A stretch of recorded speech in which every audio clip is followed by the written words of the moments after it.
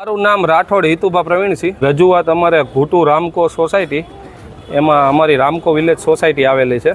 એમાં 2009થી જે અમારે રોડ, રસ્તા અને પાણી એમાં કોઈ પણ માંગ અમારી ગટરની કોઈ પૂરી કરવામાં આવેલી નથી। રામજી બાપાએ સોસાયટી પાડેલી છે, તો એને જે બાકી રહેતી રકમ ભરવાની હોય અને રોડ રસ્તાના રાજીનામા જે પંચાયતને સોંપવાના હોય, એટલે વારંવાર પંચાયતને રજૂઆત કરતાં અમને એવું કીધેલું કે ભાઈ તમારા રોડ રસ્તાના રાજીનામા અમને સોંપેલા નથી, એટલે અમારા હાથ બંધાઈ ગયેલા છે, એટલે અમે તમારું કામ કરી શકીએ તેમ નથી। એટલે એ દ્વારા અમે મૌખિકમાં ધારાસભ્ય સાહેબ શ્રી પાસે હું 5 વાર ગયો।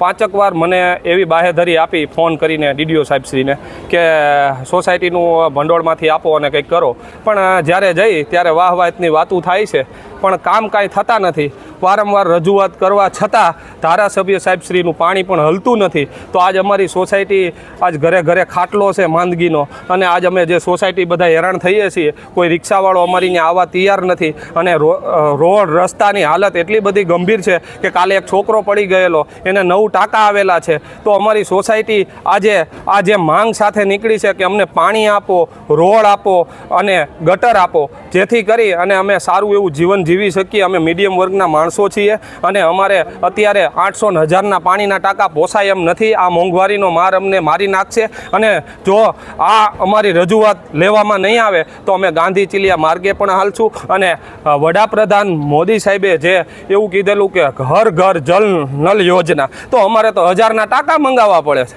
તો આ ઘરની યોજના ગઈ છે ક્યાં? તો આ લોકોને રજૂઆત કરતાં એમને પાણી કેમ નથી આપતા?